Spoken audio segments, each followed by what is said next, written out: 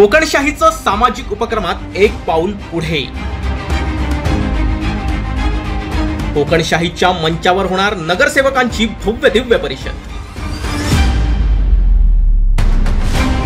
सर्वपक्षीय नगरसेवक येणार कोकणशाहीच्या विचार मंचावर एकत्र।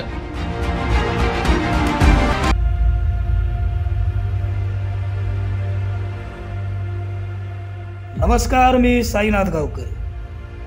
कुडाळ मालवण विधानसभा मतदारसंघात खरं तर आमदार वैभव नाईक यांनी नारायण राणे यांना हरवून मिळवलेलं जायंट किलर हे विभूषण त्यांच्या पक्षश्रेष्ठींना जपता आलं नाही, हे सूर्यप्रकाशा एवढंच सत्य आहे। त्यामुळे जायंट किलर म्हणून महाराष्ट्रात नाव कमावलेल्या आमदार वैभव नाईक यांच्या समोर पुन्हा एकदा राणे कुटुंबातील सदस्य अर्थात माजी खासदार निलेश राणेंच्या नावाचं वादळ पुन्हा एकदा घोंगावू लागले। याचा प्रत्यय शनिवारी पुन्हा एकदा मुंबई गोवा महामार्गावर पाहायला मिळालाय।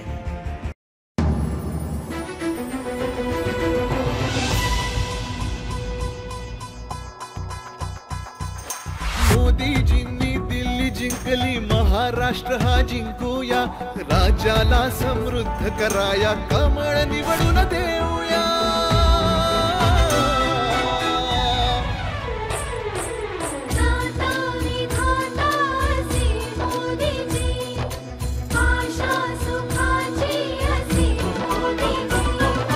भाजपाच्या नव्या रूपाला छत्रपतीचा आशीर्वाद,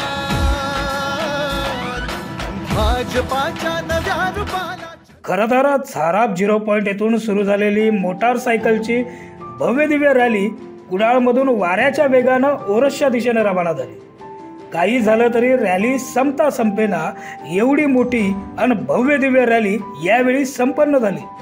या रॅलीतून निलेश राणे यांचं प्रखर नेतृत्व आणि भारतीय जनता पार्टीचं नियोजनबद्ध काम सुद्धा ठळकपणे समोर आलं, हे कुणीच नाकारून चालणारं नाही। पंतप्रधान नरेंद्र मोदी यांच्या नेतृत्वाखाली केंद्र सरकारला यशस्वीरित्या 9 वर्ष पूर्ण झाल्याचं औचित्य साधून मोदी @9 या अभियानाअंतर्गत विकास तीर्थ या कार्यक्रमाचं लोकसभा संयोजक निलेश राणे यांच्या नेतृत्वाखाली मोटारसायकल रॅलीचं आयोजन करण्यात आलेलं। मोदीजींनी दिल्ली जिंकली, महाराष्ट्र हा जिंकूया, राज्याला समृद्ध कराया, कमळ निवडून देऊया।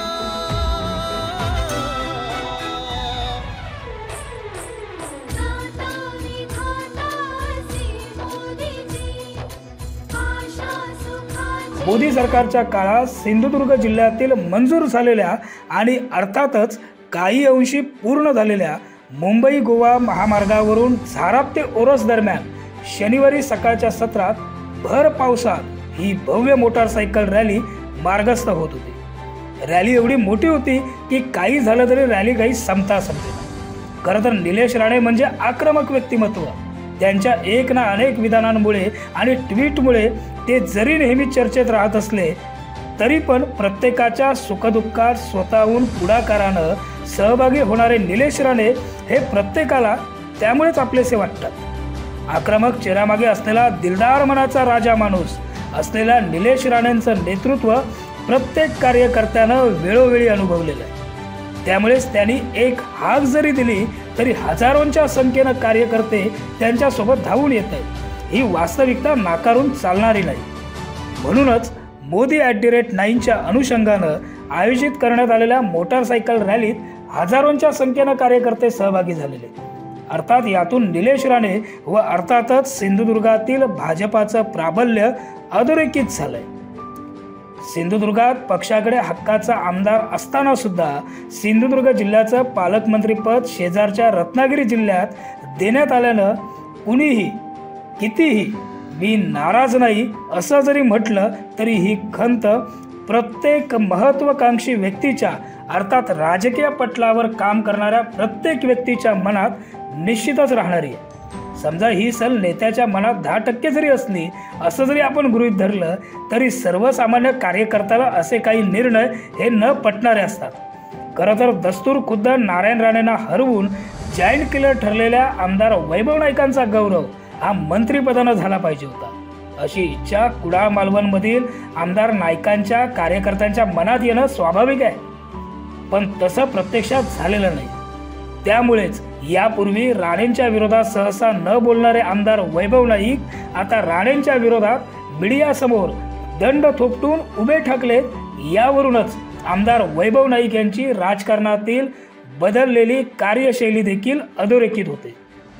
त्यामुळेच येत्या 2024च्या निवडणुकीत निलेश राणेंना पक्ष नेतृत्वाकडनं संधी मिळाल्यास आमदार वैभव नाईक यांच्या समोर पुन्हा एकदा राजकीय मैदानात निलेश राणेंच्या रूपानं कडवं आव्हान उभं असेल यात तीळ मात्र शंका नाही. Bureau news, Kokanshahi. असे नवनवीन व्हिडिओ पाहण्यासाठी कोकणशाहीचं YouTube चॅनल सबस्क्राईब करा व बेल बटन प्रेस करा. तसेच फेसबुक पेज लाईक करा आणि इंस्टाग्राम पेज व ट्विटर पेजला फॉलो करायला विसरू नका.